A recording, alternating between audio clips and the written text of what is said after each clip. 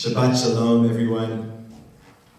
As Cantor Tracy hinted at, this is the time where I'm going to offer it our Torah, words of Torah, sometimes referred to as a sermon.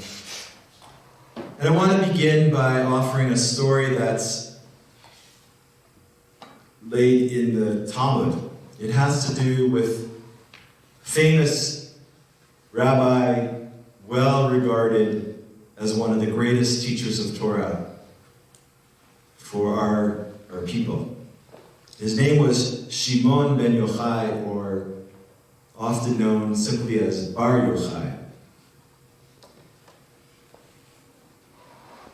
Before Bar Yochai grew to be the great scholar that he had to overcome an obstacle. I don't know if anybody else has this same issue, but Bar Yochai was, to his credit, he was honest, but he was a truth teller. And sometimes, as a truth teller, he didn't always have a filter. And he said whatever came to mind. All of us might relate to that in some particular way. I know that I can on occasion. And so one day, while living under the reign, the sovereignty of the Romans, he said something quite offensive about the Roman emperor, and he was sentenced to death. He and his son ran away, and as many of you know, the story is that Bar Yochai and his son lived in a cave for 12 years. And one day, Elijah the prophet showed up and thought that they were ready to be let out. What Elijah understood is that Bar Yochai and his son, despite the fact that they were living in this cave, they were being nourished by a wonderful carob tree and spring of water. So they certainly had sufficient nutrients and sustenance to get them through this period. But 12 years is a long time to live in isolation. But Elijah knew about Bar Yochai's reputation as somebody who didn't have a filter, didn't know how to actually say things in a way that was not only diplomatic, but kind.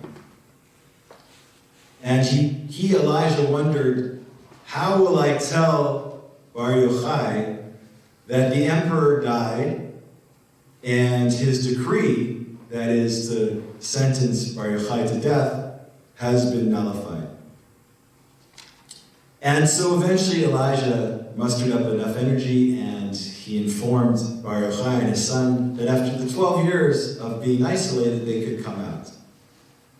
But one of the things Elijah and everyone else noticed is that Bar Yochai still had that same ferocious temper. Even after that lengthy period, he couldn't control himself. And he continued to be critical. The story goes on to tell us that God cried out, if you go on like this, there will be no world left. Get back to your cave. And back Bar Yochai and his son went.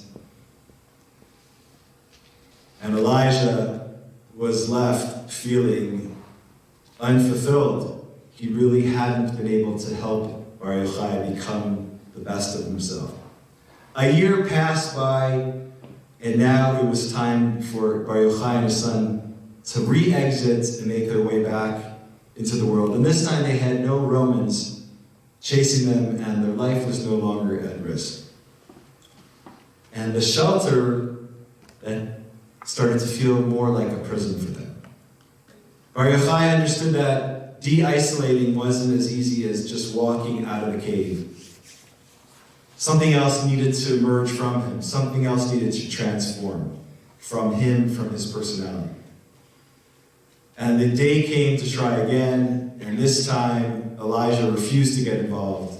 And it was none other than God who decided to be the force that allowed Bar Yochai and his son to leave the cage. And God called out in a divine voice, emerge from your cave.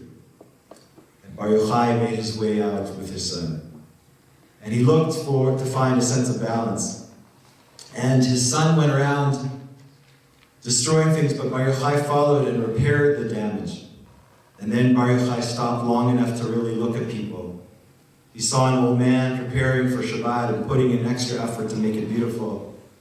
And seeing the care that the man took for the sake of Shabbat, Bar Yochai calmed his troubled mind, still difficult and somewhat temperamental. Bar Yochai, the destroyer, became Bar Yochai, the one who illuminated others and whose own brilliance would light the way for many generations to come.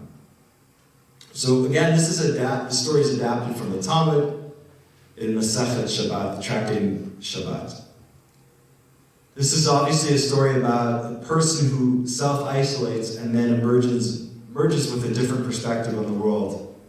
And it has a lot to tell us about our own lives.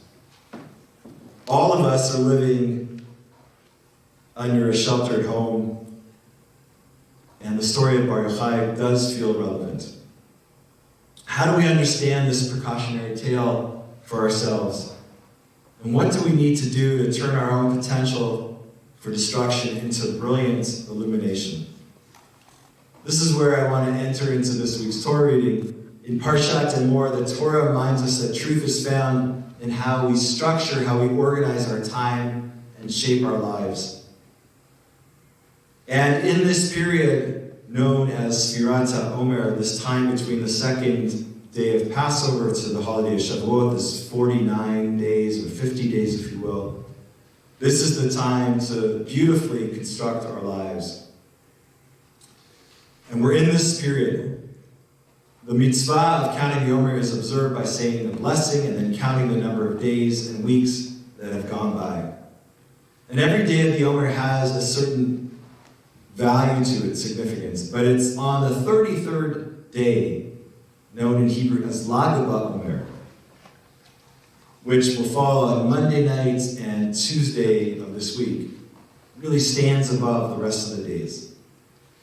Lag BaOmer marks a number of historical events, including the commemoration of Bar Yochai's death. Following a tradition from the Zohar, the great medieval mystical text, which was attributed mythically to Bar Yochai, the anniversary of the passing of a great tzaddik, a righteous person, is called Yom Hilula, Day of Celebration. Some of you may know that Lag BaOmer in Israel, certainly, in other parts of the world, but specifically in Israel, is celebrated on Har Meron, Mount Meron, and it is a huge, huge festival and party, and just absolutely joyous to be in the presence of everyone who's celebrating this important moment. But this year, and these are the words of Cantor David Berger, we will undoubtedly celebrate in other ways. In this era of coronavirus, as we begin to contemplate emerging from our own shelter-in-place isolations, some of us are Elijah, hesitant, fearful, and perhaps even a bit cynical. We don't know what new reality we are confronting, and we might be tempted to just give up. Some of us are Bar Yochai, burning with passion and judgment and needing to learn a new and gentler way forward. Some of us are like God, ready to take a risk and trust, hoping for the best. Many of us are a combination of all three characters, righteous and zealous, skeptical and hopeful, sacred and joyful, all together. The world has changed, but we have also changed.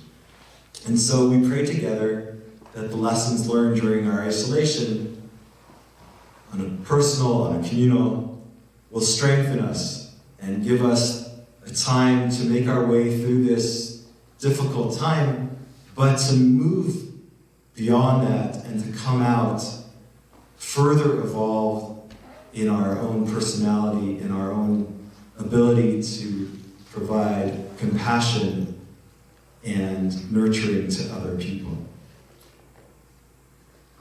Like the Torah, Bar Yochai found in that cave, which came to illuminate his life and the lives of others who were fortunate to be able to glean and learn from his wisdom. May all of us soon be able to do that and come together physically. Shabbat Shalom. Shabbat Shalom.